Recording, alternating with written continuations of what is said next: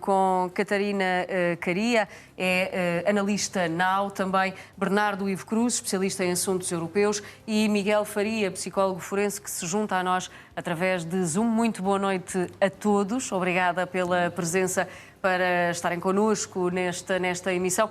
Doutor Miguel Faria, comece por si. É um crime que choca toda uma comunidade, ainda para mais quando está relacionado com crianças, choca todo um país e até todo o mundo, se me é permitido dizer. Mas como é que se explica este crime às outras pessoas e, concretamente, às outras crianças? Como é que se diz aos outros meninos que aqueles que estavam naquele dia já não vão voltar? Bom, boa noite em primeiro lugar, agradeço o convite e aos membros do painel também. Como é que se diz, é uma pergunta com dois sentidos, quer dizer, como é que se diz, infelizmente é a crueldade dos factos que tem que se dizer.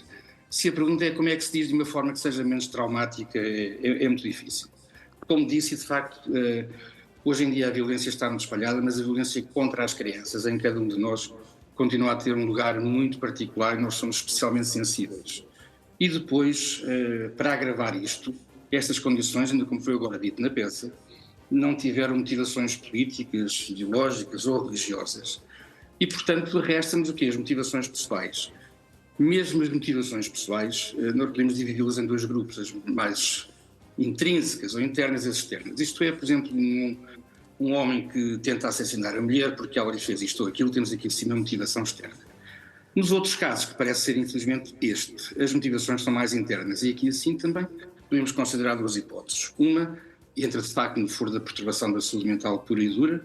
Poderemos estar aqui assim perante uma situação de um ataque psicótico, enquanto tal completamente imprevisível, e isso é que é assustador, que pode ser mais ou menos controlado, mas nunca no sentido de impedir a sua ocorrência. A outra hipótese, que também não deve ser descartada, não indo tão longe na questão da perturbação mental, encerra outro fator que é uma perturbação mais de caráter e de personalidade, no sentido de se tratar de aquilo que nós entendemos por uma personalidade antissocial. Note-se que as personalidades antissociais têm um largo espectro, não são todas suscetíveis de fazer isto, mas algumas delas levam, por um conjunto de fatores, se potencia dentro do indivíduo uma sensação de exclusão, e isso pode ser o gatilho para depois passar ao ato em circunstâncias como estas, em que a partir de certa altura não há nenhuma cognição associada a isto, o que há é apenas o início de um ato e depois ele vai para aí fora até ter que ser muitas vezes parado.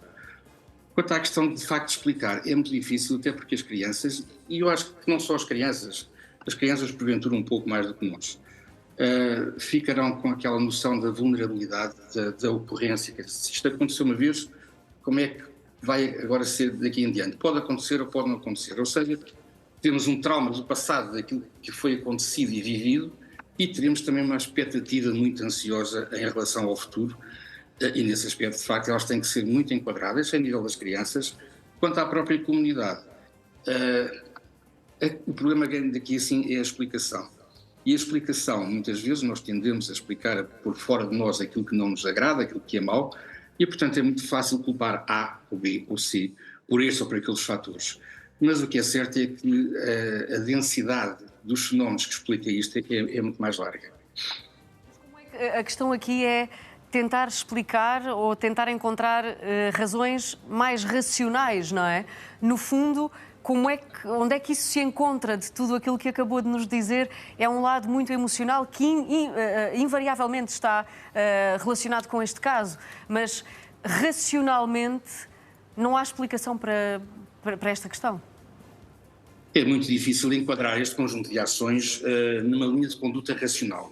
Ela pode ser explicável por um conjunto de fatores, mas mesmo esse conjunto de fatores, embora nós, por exemplo, se é um caso de um surto psicótico, nós conseguimos perceber a sua gênese, o seu desenvolvimento e a sua passagem de ato. Está explicado. Mas explicar isto no sentido de fazer as pessoas perceber e até, além de perceber, conseguir um pouco tranquilizá-las é que é mais complicado. Lá está, porque falta, neste conjunto de ações, aquela racionalidade que é a nossa de todos os dias. Não há nenhum fator daqueles que nós utilizemos na nossa relação uns com os outros que se enquadre nesta linha de atuação. E isso é que torna as coisas um bocadinho mais complicadas. Catarina Caria, é exatamente isto. Procuramos todos um lado racional para entender e para poder também avançar neste caso e tratar este caso, mas na realidade faltam-nos dados para jogar com este assunto. Bom, boa noite, Patrícia, e boa noite também aos meus colegas de painel.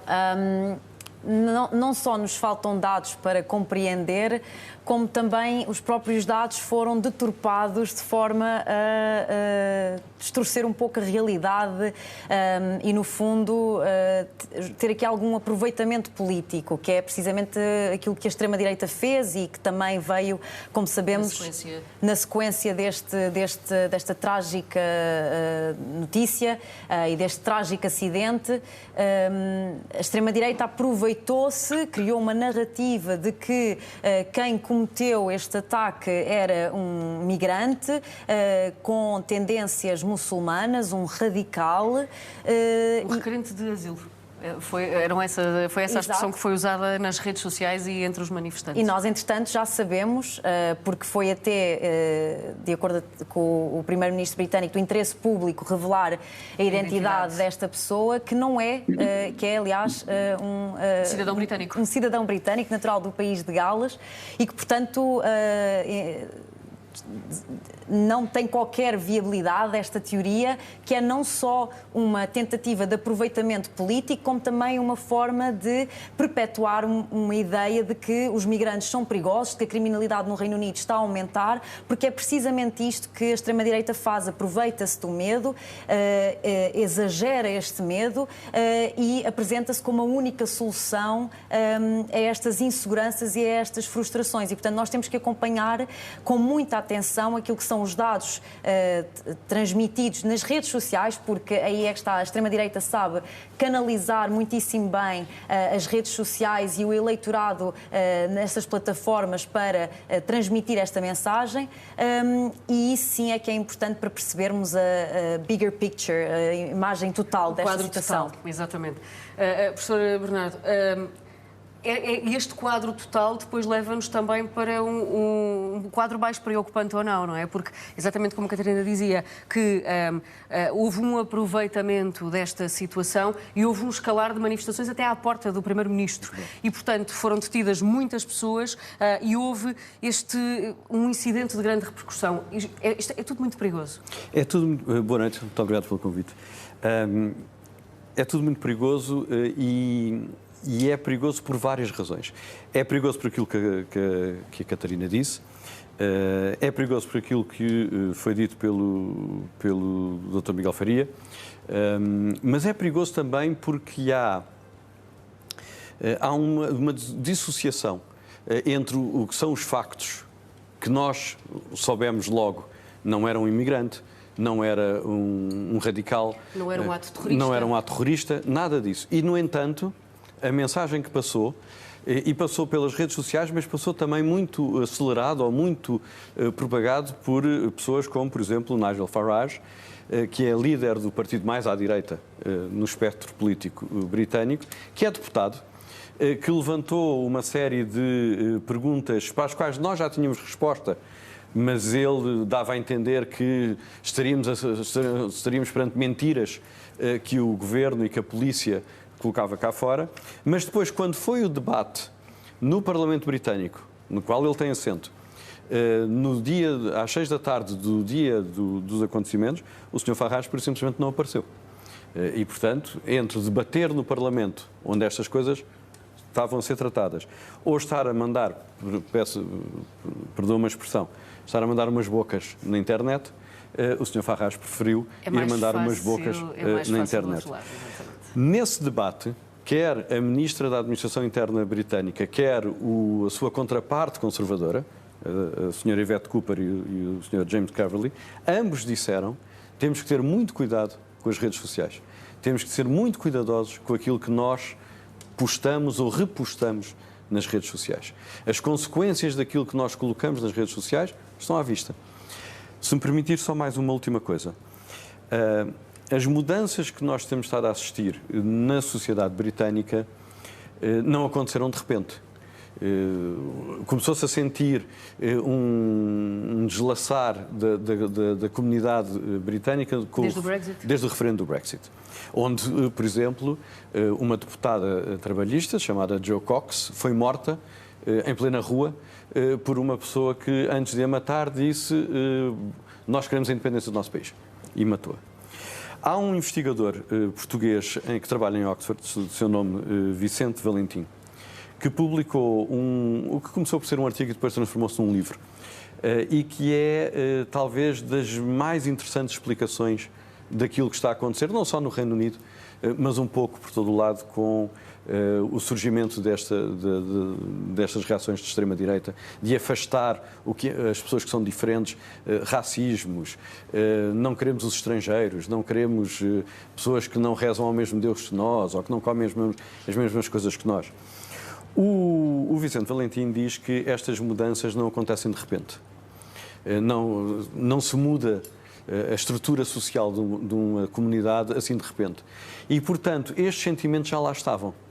O que mudou foi com o surgimento desta extrema-direita, ou o ressurgimento desta extrema-direita mais vocal, o que terá mudado é as pessoas sentirem-se à vontade para dizer aquilo que realmente pensam, que sentir antes não tinham. Sentir a liberdade e aceitação para isso. Já não têm o medo e aqueles limites sociais que existiam antes destas mudanças.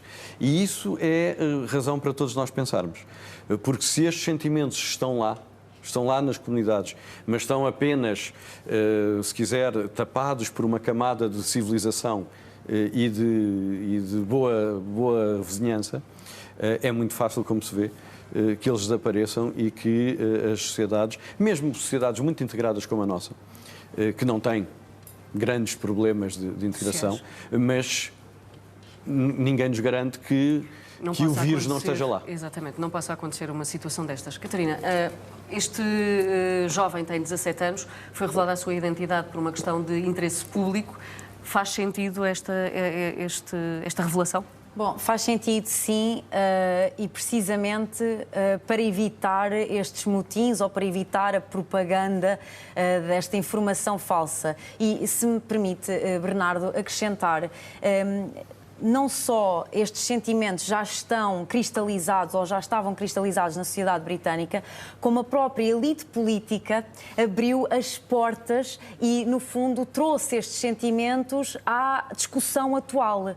E, portanto, há um livro muito interessante que fala precisamente sobre isto, que é a ideia da democracia que se erode, portanto, se destrói pelo topo, pelas elites. E são pessoas, precisamente como o Sr. Farage, que permitem que estas ideias socialmente aceitáveis. Sejam normalizadas, banalizadas. E isso gera violência. Peço que não percam este raciocínio, porque vamos fazer uma curta pausa e voltamos já a seguir para continuar a falar sobre este tema. Até já. No Reino Unido, 3 crianças morreram esfaqueadas. Uma dessas crianças era portuguesa.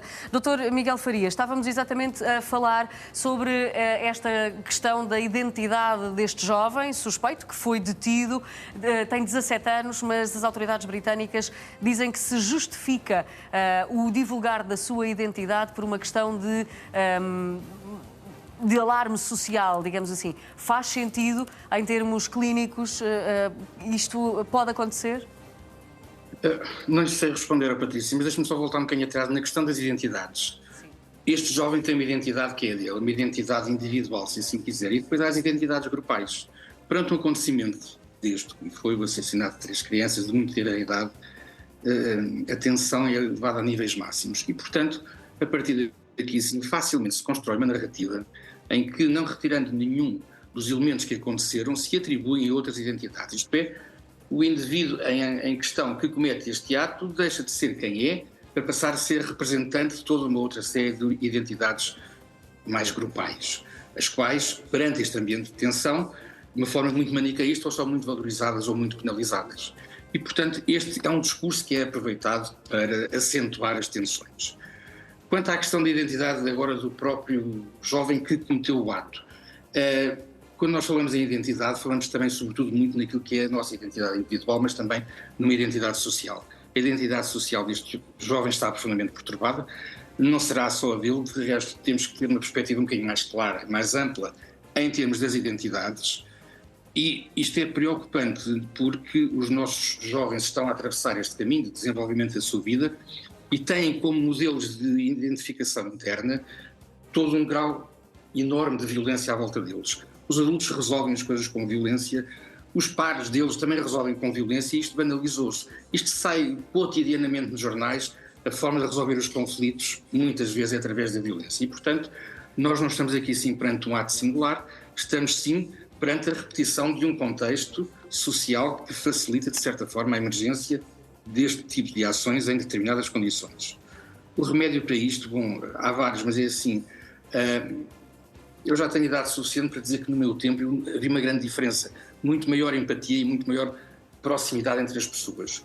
As redes sociais valem o que valem, estão cá, não vale a pena discuti-las, mas instauraram um novo padrão de comunicação interrelacional onde a empatia não está propriamente presente, onde o respeito pelo outro se faz apenas enquanto há uma troca de imagens de sucesso mútuo e aquilo que é, voltando à sua pergunta, a individualidade de cada um muitas vezes tem que ser reprimida porque ela não tem um espaço público para se poder afirmar, quer individualmente, quer na relação com os outros.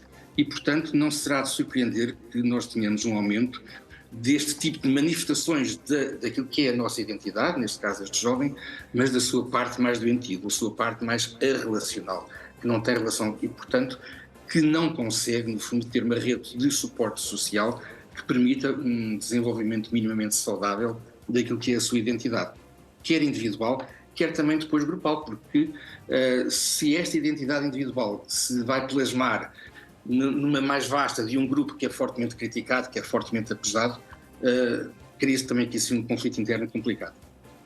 Catarina, era exatamente isto que falávamos há pouco. É esta crise de identidade motivada pelos exemplos dos outros e pelos espaços que se criam na sociedade. Exatamente. São estes vazios políticos que a extrema-direita sabe ocupar de forma exímia.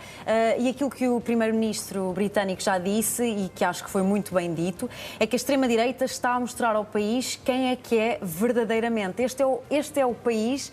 Este é o Reino Unido que teremos caso a extrema-direita lidere. E, portanto, de certa forma, pode ser também aqui um antídoto que me parece difícil, mas que... Disse também que os criminosos que semearam estes temas de ódio e atos violentos vão enfrentar toda a força da justiça, toda a força da lei. E eu espero que assim o seja. A verdade é que estes motins são motins organizados, estrategicamente pensados e, portanto, é mesmo uma rede de criminosos aquilo que temos.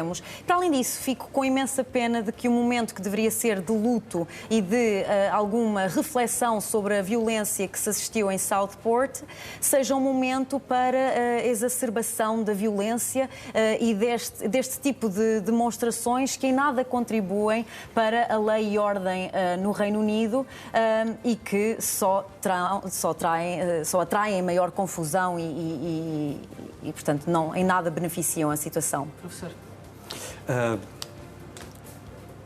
As pessoas que nasceram no século XXI têm vivido o que o dicionário Collins chamou a crise permanente. E se pensarmos de facto que quem nasceu no século XXI só conhece crises. Começou com a crise financeira, depois teve a pandemia, depois teve a guerra na Europa, isto tudo envolto nas alterações climáticas e nas transformações digitais. E, portanto, é uma geração que tem crescido constantemente à beira da crise, ou à luz da crise, ou sobre a crise. Em apaga-fogos. Em apaga-fogos. Portanto, é uma geração que enfrenta problemas muito complexos. E, no entanto, aparece uma linha política que tem tido sucesso, em que apresenta soluções muito simplistas, muito infantis, para problemas que são muito complicados. Mas se não há outra narrativa que contraria esta, é esta que prevalece. Nós precisamos que os partidos moderados, as organizações da sociedade civil moderadas, os sindicatos e as associações patronais, enfim, o chamado centro político moderado, dos partidos, mas também da sociedade civil, das organizações não governamentais, do setor privado, que consiga voltar a conversar, que consiga sentar-se à volta de uma mesa e consiga identificar estes problemas que são grandes, que são sérios, que são difíceis, e que encontre soluções que sejam à medida dos problemas que nós temos. E não dizer, houve um problema, é culpa de um imigrante, ou é culpa de um estrangeiro, ou é culpa de alguém que reza a um Deus diferente do que tu, ou que não bebe leite e bebe outra coisa qualquer. Usar soluções simplistas para problemas complicados e não termos a coragem de nos sentarmos e dizermos, há de facto coisas difíceis que nós temos que resolver. Esta geração vive em crise permanente. Nós temos que encontrar soluções para questões muito complexas e temos que fazê-lo juntos. Se não formos capazes de fazer isto, nós vamos ter salto-portos constantemente. Bernardo Ivo Cruz, Catarina Caria e Miguel Faria, agradeço a presença dos três e a análise esta noite. Obrigada. Muito obrigado. Obrigada.